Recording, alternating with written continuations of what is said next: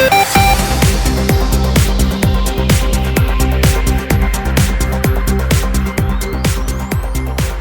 halo apa kabar pemirsa? Kembali Roni Times hadir untuk Anda di kesempatan kali ini, dan seperti biasanya kita akan berdiskusi dengan narasumber kita kali ini. Kalau beberapa waktu yang lalu soal politik, kemudian soal ekonomi, budaya, dan lain sebagainya kita bahas di Roni Times, dan untuk edisi spesial siang hari ini saya akan mengajak Anda untuk tahu lebih dalam lagi tentang apa itu stroke. Data yang kita terima dari World Health Organization (WHO), 150.000 orang setiap tahunnya terserang stroke. Dan uniknya, stroke ini tidak hanya menyerang kalangan usia lanjut, ya, lansia, tetapi justru sekarang sudah merasuk ke kalangan muda. Nah, ini yang jadi pertanyaan, kira-kira apa sih penyebabnya? Kita akan gali, dan sudah hadir di Roni Times edisi kali ini ada Dr. Fortuna Mehta, MKes, SPS, CIPS, FIPP, ini spesialis saraf di Rumah Sakit Siloam Purwakarta. Dan kita akan gali dulu nanti apa sih sebenarnya stroke itu. Kita sapa dulu. Selamat siang, Dr. Mehta. Selamat siang, Pak Roni. Ya, oke. Dok, gak usah tegang, santai saja. Kita ngobrolnya santai, Dok, ya. Baik.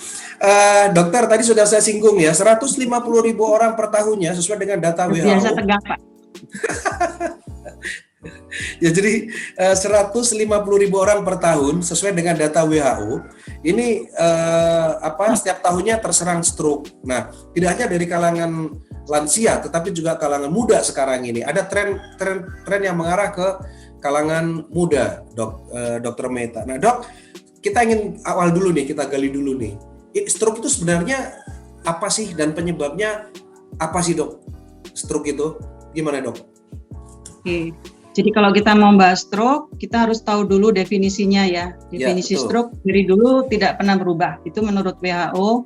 Ya. Itu adalah keadaan penyakit yang ditandai dengan terjadinya gangguan di aliran pembuluh darah di otak. Dan itu terjadinya secara onsetnya itu mendadak dan cepat, dan berlangsung lebih dari 24 jam.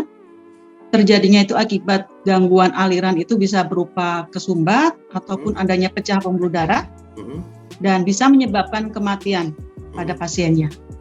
Klinisnya, karena ada gangguan aliran darah itu bisa terjadi gangguan yang vokal, artinya parsial, ataupun global. Global ini adalah dalam bentuknya adalah kesadarannya turun, penurunan kesadaran, kemudian bisa kejang, kemudian bisa lemah dari empatnya.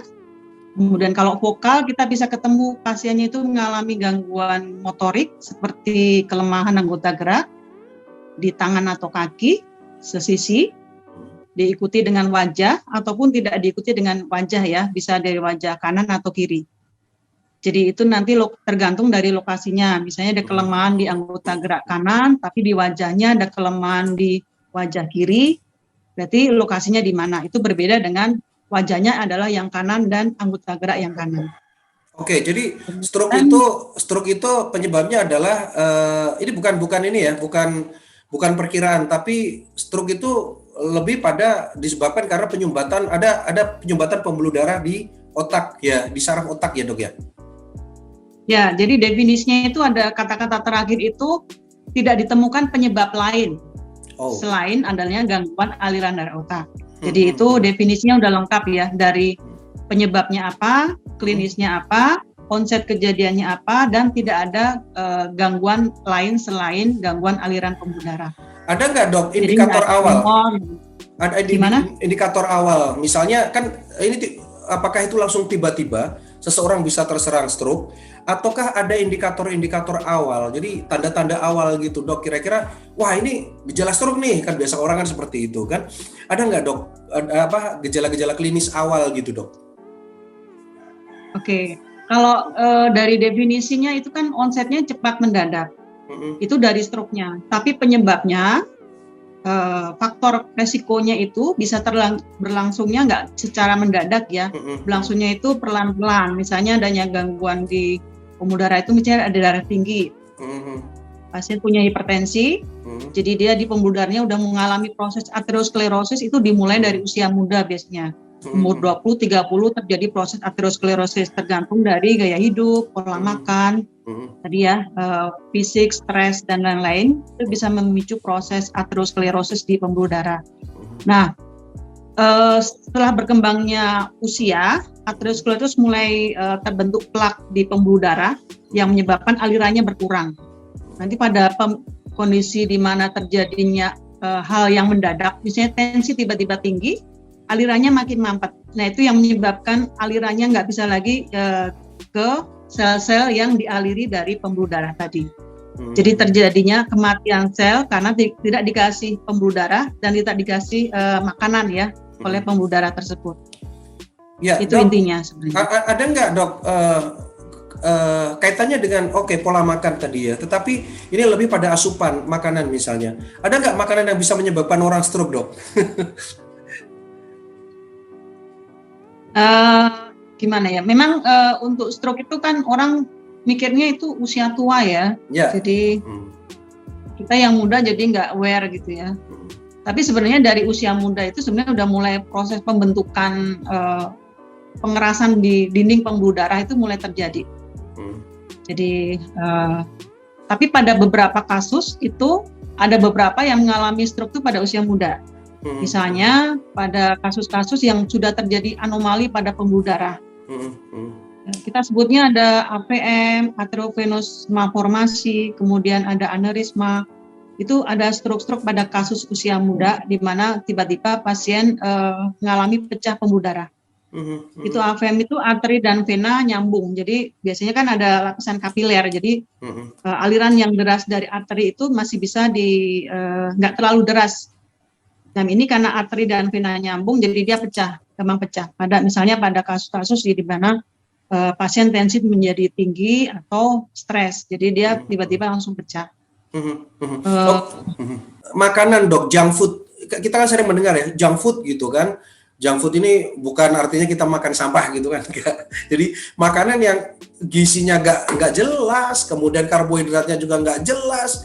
Nah, apakah ini juga bisa jadi salah satu pemicu dok, trigger gitu ya, pemicu munculnya stroke itu dok? Karena yang orang awam dalam sehari-hari gitu kan, wah ini makanan ini bikin stroke loh, jangan banyak makan kayak gini nanti bikin stroke. Makanan cepat saji atau biasa disebut junk food kayak gitu dok, gimana dok? Ya kita kembali lagi ke faktor resiko. Kalau bicara masalah makanan kan berarti faktor resiko ya. Faktor risiko terjadi stroke itu selain yang tidak bisa diubah, ada yang bisa diubah. Yang tidak bisa diubah kita bisa tahu umur, usia, kemudian jenis kelamin, itu kita nggak bisa mengubah ya. Tapi beberapa faktor yang bisa diubah masih kita upayakan supaya tidak terjadi stroke. Itu misalnya adanya hipertensi, kolesterol, darah tinggi, kemudian gula, DM, hiperagregasi, trombosit dan lain-lain itu penyakit dapatan ya, yang bisa kita upayakan untuk tidak terjadi stroke. Nah, yang junk food tadi, penyakit sampah ya, saya bilang.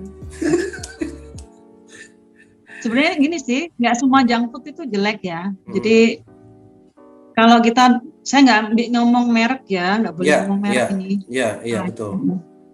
Jadi ada beberapa makanan yang dibakar, yang nggak digoreng, yang minyaknya yang nggak banyak, itu masih bisa kita makan, Pak. Jadi nggak semua makanan junk food itu sebenarnya jelek ya. Tergantung dari proses pembuatan makanannya sendiri. Jadi kalau misalnya misalnya kita ke barat nih, nggak ada makanan yang bisa kita makan, kan kita terpaksa makan junk food, Pak. Jadi saya ambil Pak dagingnya aja, itu kan bagus proteinnya. Jadi kulitnya saya buang, kan minyaknya banyak itu. Iya. Oke dok. Sekarang gini, dalam setiap setiap babak bisa dikatakan seperti itu ya. Dalam setiap tahapan penyakit gitu kan, pasti ada kayak serangan jantung gitu ya. Serangan jantung itu punya golden time, waktu yang sangat masih memungkinkan dia untuk tertolong. Stroke ini apakah ada golden time seperti itu atau enggak sih dok sebenarnya? Kalau kita istilahnya golden period Pak, periode emas. Golden period itu di mana fase-fase, kalau gampangnya orang awam bilangnya selnya itu masih megap-megap, belum mati gitu. Jadi dia kurang makanan tapi dia masih hidup sebenarnya. Jadi masih megap-megap, masih bisa dikasih makan, dia masih bisa hidup lagi. Itu namanya reversible cell. Nah, gunanya golden period itu adalah untuk pada sel-sel yang masih reversible. Itu hitungannya adalah dalam periode waktu, Pak. Jadi kalau misalnya dia lebih dari 3 jam, itu biasanya sel-sel udah mengalami infark atau infark itu kematian sel, jadi udah irreversible. Lebih dari 3 jam nah, ya, Dok? Di sekitar dari sel yang sudah mati, itu adalah daerah yang masih bisa reversible. Namanya ischemic. Ya, benar. Jadi masih ada area ischemic zone yang masih bisa kita selamatkan. Nah, kita periodenya cukup ketat ya, 3 jam. Ada 3 sampai 4,5 jam, tapi kita kalau lebih bagus, lebih cepat, lebih bagus sel masih bisa hidup. Seperti itu. Oke, Dok. Jadi kita selamatkan yang dari ya, stroke ini apakah penyakit yang disebabkan karena pola hidup itu aja, atau ada faktor keturunan genotif gitu, Dok? Ada nggak? Atau semua orang memang bisa berpeluang terserang stroke? Oke. Tadi kan kembali lagi ke faktor resiko, Pak. Di situ tuh yang dimaksud keturunan itu mungkin dari keturunan dari faktor resikonya, Pak. Jadi bukan dari keturunan dari stroke-nya. Kalau faktor resikonya punya gula, ya udah itu diturunkan, ada gulanya. Hipertensi juga bisa. Tapi bisa nyerang semua orang. Kalau tadi faktor yang resiko yang tidak bisa diubah tadi memang tidak terkontrol, ya semua orang juga bisa kena stroke ya, Pak. Ya. Tergantung dari tadi. Jadi bukan ini ya, Dok ya? Stroke itu bukan penyakit keturunan ya, Dok? Bukan, Pak. Oke. Mungkin salah kaprah di awam, jadi stroke itu keturunan. Kalau mama papanya udah pernah kena stroke, dua anak-anaknya pada hati-hati. Jangan-jangan nanti kena stroke di kemudian hari. Sebenarnya yang kita cari adalah faktor risikonya, penyebab stroke itu apa. Nah, itu yang yang bisa kita arrange, yang kita atur supaya anaknya nggak kena stroke. Seperti itu. Oke, baik.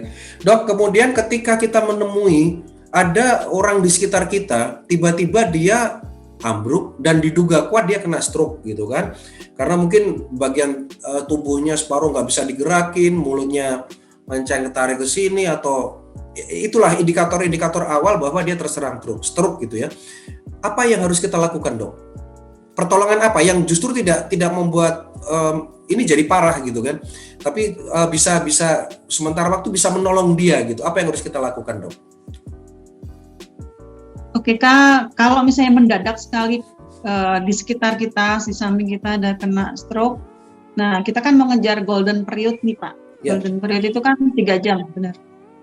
Jadi kalau orang awam agak susah ya, Pak ya, karena itu kan maksudnya 3 jam itu kita harus cepat memasukkan obat trombolisis, Pak, untuk penghancur pembuluh darah itu. Jadi orang awam kan agak susah, Pak. Jadi sebisa mungkin, segera mungkin dibawa ke rumah sakit. Karena obat-obat itu adanya di rumah sakit, Pak, untuk menghancurkan plak dan gumpalan. Jadi nggak bisa. Kecuali pasiennya mengalami kejang. Ya, jadi kita bisa bantu. Misalnya pasien kejang, kita bisa bantu tadi, Pak, supaya tidak tergigit, tidak terjadi kejang lama, tidak jadi muntah atau aspirasi. Pasien kita miringkan seperti itu. Kalau kita awam deket orang yang sakit ya pasiennya. Tapi kalau untuk ngejar golden period, pasien tetap harus dibawa ke rumah sakit seperti itu. Oke, 3 jam ya, Dok ya? 3 jam, nggak boleh kurang, Dok? Nggak boleh lebih ya? Itu menurut penelitian sih, Pak Roni. Gitu ya? Jadi semakin lama waktunya, misalnya kita bawa nih 6 jam nih, 6 jam dibawa ke rumah sakit, jadi selnya ya makin banyak yang mati gitu. Jadi akibatnya gangguan neurologisnya juga lebih berat dibanding yang tadi kurang dari 3 jam. Oke. Misalnya namanya juga golden period ya, Dok ya. Jadi periode emas gitu ya, periode di saat-saat memang dia masih berpeluang untuk disembuhkan dan untuk kembali normal seperti sedia kala ya, Dokter ya. Ya, tujuannya itu, Pak. Tujuannya dari golden period time untuk dia diberikan trombolisis pada pasien ini adalah mengejar supaya defisit neurologis pada pasien seminimal mungkin dan kematian bisa dicegah. Oke, dokter. Kemudian, dok, ada yang mengatakan gitu ya. Saya tidak tahu ini apakah itu benar atau tidak gitu kan, bahwa ini stroke pertama gitu kan, nggak usah bingung, nanti kan masih ada stroke kedua, stroke ketiga gitu kan. Nah, apa benar seperti itu, dok? Stroke itu bisa datang kedua, datang ketiga, dan kalau udah stroke ketiga, wah ini udah dekat dengan itu pasti mati orangnya. Nah gitu, dok. Sebenarnya ini nih pendapat ini benar nggak sih secara medis, dok? Gimana nih, dok? Jadi kalau misalnya stroke pertama, primary stroke ya, kita pernah mengalami stroke. Nah, upaya apa yang kita lakukan supaya nggak kejadian kedua lagi? Jadi pasien yang pernah mengalami stroke itu menjadi faktor resiko untuk terjadi stroke yang kedua. Jadi kayak tadi hipertensi itu faktor resiko stroke. Nah, stroke pertama juga menjadi faktor resiko dari stroke yang kedua. Jadi ada pasien saya 4 kali stroke, Pak. Tapi klinisnya memang nggak terlalu berat. Jadi sampai sekarang pun TAE ya, jadi dia serangan terus balik lagi kurang dari 24 jam, terus serangan lagi seperti itu. Nah, sebenarnya stroke itu bisa kembali sampai berapa kali sih, dok? Karena ada yang ngomong 3, ini dokter pasiennya ada yang 4. Ini sebenarnya stroke itu bisa kembali sampai berapa kali, dok? Ada nggak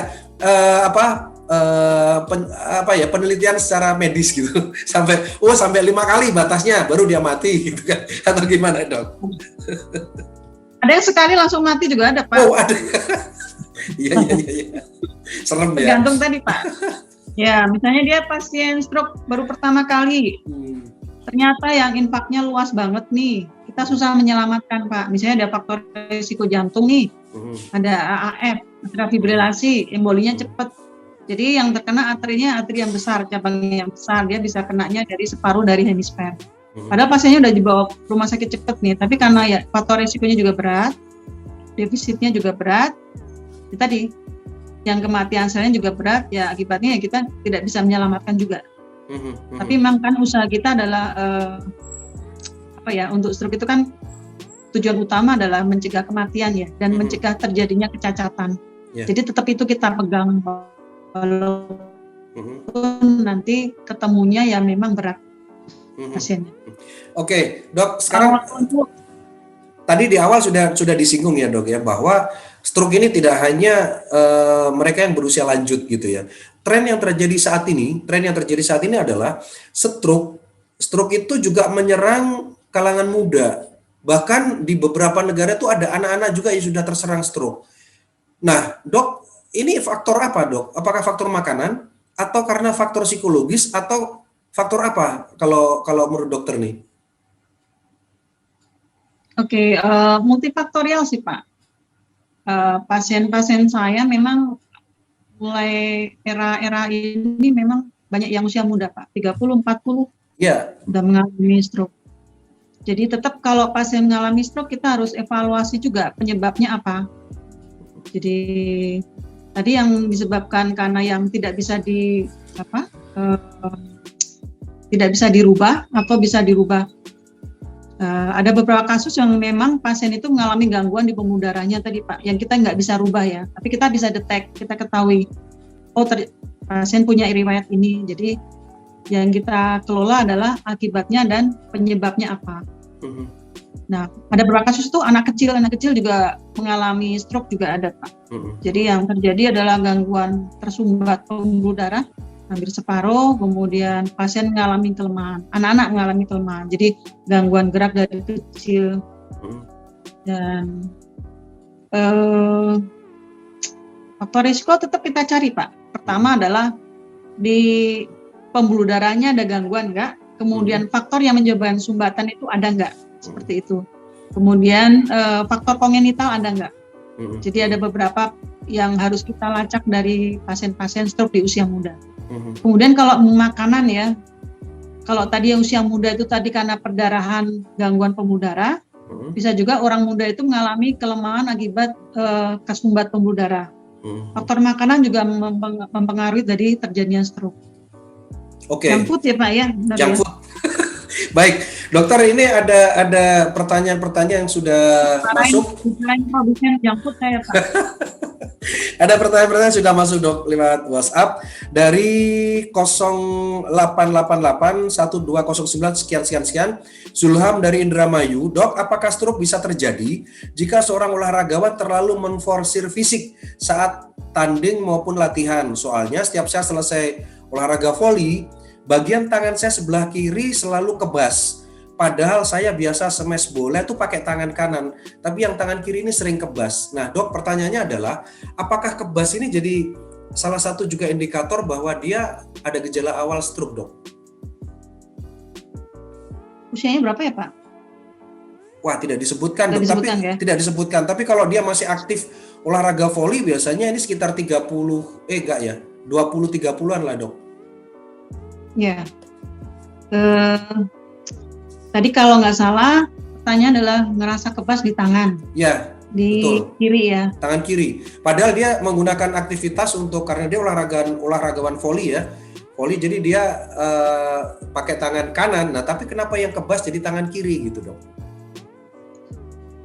Setiap gangguan neurologis itu sebenarnya belum tentu stroke sih, Pak. Jadi kalau kita dapatkan pasien dengan kelemahan kesemutan ya, kesemutan atau kebas di tangan, kita harus lacak lagi, anamnesis ulang.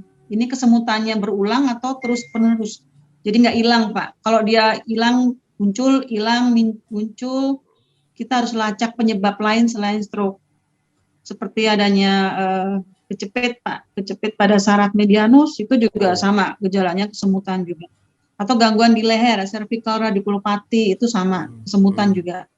Jadi kalau dari pertanyaan seperti itu, kita harus evaluasi lebih detail lagi. Dari anamnesis, pemeriksaan fisik biasa, kemudian ditunjang dengan pemeriksaan penunjang yang lain. Nah, dari situ bisa mengarahkan pasien ini memang ada gejala ke arah stroke atau gangguan yang lain. Ada beberapa pasien itu memang mengalami TIA berulang, jadi kesemutan berulang. Jadi gejala minor dari stroke itu TIA ya. Terus kita lacak lagi di pembuluh darahnya, ada CT scan, ada MRI, ada CT angio, itu memang ternyata di pembuluh darahnya memang ada stenosis seperti itu. Nah, itu kadang kita butuh konsul juga ke neurointervensi. Nah, caranya sih mungkin harus konsul ke spesialis saraf ya, biar dievaluasi lebih jauh. Ini emang penyebabnya dari sentral, dari stroke atau medula spinalis ya, di sumsum itu, atau penyebabnya adalah di perifer. Jadi di saraf, keluar dari otak atau keluar dari medula spinalis, itu namanya saraf perifer. Artinya bahwa jadi gejalanya kalau di orang ngomong mirip, Pak. Ya. Jadi artinya bahwa kebas itu bukan salah satu tanda mutlak dia terindikasi terserang stroke ya, Dok ya? Kebas-kebas gitu ya, bukan ya? Gula, polineuropati gula, kemudian keracunan, toksik, itu juga menyebabkan polineuropati, kesemutan dan kebas. Jadi memang kalau dari anamnesis agak susah untuk ini stroke, ini bukan. Jadi kita mesti pemeriksaan lengkap, refleksnya semua, kemudian pemeriksaan motorik, sensorik, refleks fisiologis, patologis, semua kita cek. Baru nanti kalau kita mengarah kemana, kita lakukan pemeriksaan penunjang untuk menunjang diagnosis kita. Oke, Dok, berikutnya Nur Hikmah dari Pekayon, Bekasi. Dok, saya itu gampang panik dan bisa dibilang temperamental. Apa bisa, Dok, kondisi saya yang seperti itu berpotensi stroke? Karena banyak teman yang bilang kalau suka emosi ntar kena stroke. Terus baca artikel kalau bahagia bisa mengurangi peluang terkena stroke. Apa betul itu, Dok? Ini dari Pekayon, Bekasi, Dok. Panik attack ya, Pak? Sebenarnya kalau misalnya pasien gampang cemas ya, Pak ya, gampang cemas, gampang panik, itu kan sebenarnya udah ketahuan dari mudanya ya, Pak ya. Jadi kepribadian tipe A gitu kan. Kalau kita rekam otak itu mungkin gambarannya berbeda, Pak, dengan gambaran tipe B yang kayak saya, Pak, agak nyantai seperti itu. Risiko stroke pada kepribadian itu sebenarnya ada nyumbang juga. Tapi memang nggak tergantung dari tadi, Pak, gampang panik, gampang emosi, itu nggak. Ditunjang juga dengan kelainan yang lain, Pak. Ada yang menunjang nggak. Jadi nanti yang tipe A pada stroke semua. Kalau misalnya tipe A dia stroke, dia biasanya perfeksionis Pak. Jadi semuanya dilihatnya itu harus perfeksionis, harus sempurna. Kalau dia tidak ada faktor risiko yang lain, juga belum tentu terjadi stroke juga Pak. Oke, jadi kalau bahagia mencegah stroke, saya setuju Pak. Itu ya, harus bahagia terus ya Dok ya. Bahagia itu kan macam-macam Dok. Dompetnya penuh kan gitu kan, itu bahagia gitu kan. Itu pasti bahagia kan seperti itu. Itu senang Pak, bukan bahagia. Baik Dok, yang terakhir nih Dok, satu pertanyaan dari Cikampek, dari Syafi'i. Saya pekerja di pabrik yang tempatnya bisa dibilang kurang sirkulasi udara. Apakah kurang asupan oksigen bisa berpeluang terserang stroke Dok? Apalagi kerja juga berdiri berjam-jam. Nah ini gimana nih Dok? Ini pertanyaan terakhir dari Syafi'i di Cikampek. Ada AC nggak Pak? Nggak ada. Nggak digambar kayaknya. Nggak ada ini cuma dia bilang kurang sirkulasi udara. Mungkin AC-nya ada, cuman pembuangannya mungkin yang nggak ada, mungkin gitu ya, atau minim pembuangannya. Memang resiko ya Pak ya kerja di pabrik ya seperti itu ya. Ada yang pabriknya bagus dengan sirkulasi yang bagus, ada yang enggak. Tapi memang enggak semata-mata gangguan sirkulasi menyebabkan stroke Pak. Itu kan sirkulasinya di pembuluh darah ya, bukan di udara. Jadi kalau memang adanya gangguan aliran darahnya itu memang di pembuluh darahnya, karena penyebab tadi ya Pak ya, aterosklerosis tadi bisa terjadi stroke. Tapi kalau pasien muda nggak ada gangguan aterosklerosis sebelumnya, ya nggak masalah. Mungkin dia pingsan karena nggak ada sirkulasi udara. Oke. Apalagi kalau kerjanya di dalam kotak kardus ditutup gitu ya. Pasti dia kurang sirkulasi udara, pingsan dia di dalam. Baik, Dok. Hipoksia Pak, namanya Pak. Hipoksia ya Dok? Iya, kekurangan oksigen. Ya. Oh oke. Baik. Jadi berarti kalau kerja pakai tabung oksigen gitu Dok. Baik. Dok, yang terakhir nih Dok, satu lagi nih yang terakhir Dok, apa yang membuat orang jadi terhindar dari stroke Dok? Apa nih? Bahagia itu kan macam-macam Dok, bahagia itu kan macam-macam kan. Nah, kalau menurut dokter, biar kita ini terhindar dari stroke, apa yang harus kita lakukan? Ya pertama kita harus kenali diri sendiri Pak. Kita punya faktor resiko nggak? Kalau kita nggak bisa mengenali diri sendiri, tiba-tiba kita kena stroke kita nggak tahu. Jadi sebisa mungkin mencegah ya. Kalau udah kejadian kan memang ya udah. Tapi paling nggak kita mencegah supaya nggak terjadi stroke. Jadi nggak cuma bahagia Pak, tetap kita harus check up juga. Kalau di pabrik ada MCU, ikuti MCU. Oh kita tahu, kita kelola. Kok kolesterol saya tinggi, udah mulai kita kelola. Mumpung belum terjadi stroke. Jadi kalau misalnya kolesterol tinggi itu belum nggak cuma di otak ya Pak ya terganggunya. Aterosklerosis bisa terjadi di jantung juga, di pembuluh darah yang lain. Jadi istilahnya kalau kita udah tahu bahwa kita ada gangguan di badan, ya kita dikelola supaya nggak terjadi kejadian penyakit jantung juga ini Pak penyebab kematian dan tertinggi juga nomor 2 selain stroke. Ya, oke, baik Dok, ini udah sayang sekali waktu kita sebenarnya hanya 30 menit tapi kita molor sampai 45 menit. Oke Dokter, terima kasih banyak. Siang ini sudah bergabung di Ronnie Times untuk edisi kali ini dan semoga bermanfaat tidak hanya bagi saya sebagai orang awam tapi juga masyarakat yang lainnya yang melihat tayangan ini. Terima kasih Dok, selamat bekerja, selamat melanjutkan tugas Dok, bahagia selalu untuk dokter dan salam untuk semua tim medis yang ada di Rumah Sakit Siloam Purwakarta. Terima kasih Dok. Terima kasih Pak Roni. Baik. Pemirsa, demikian tadi bincang-bincang kita dengan Dr. Fortuna Meta, spesialis syaraf dari Rumah Sakit Siloam Purwakarta. Dan ya kita berbicara tentang stroke. Stroke itu kelihatannya jauh tapi ternyata bisa juga dekat dengan kita ketika kita abai dengan kondisi diri kita. Dan kita seperti tadi saya menggarisbawahi benang merah dari apa yang disampaikan Dr. Fortuna Meta bahwa kalau kita tidak bisa mengenali diri kita nggak tahu tiba-tiba kita terserang stroke gitu ya. Kuncinya adalah kenali diri Anda sendiri, jangan diri orang lain.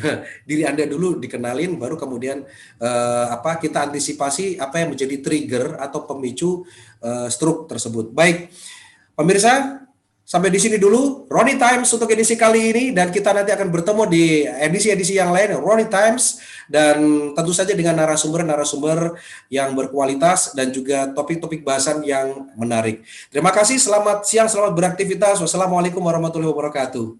Salam.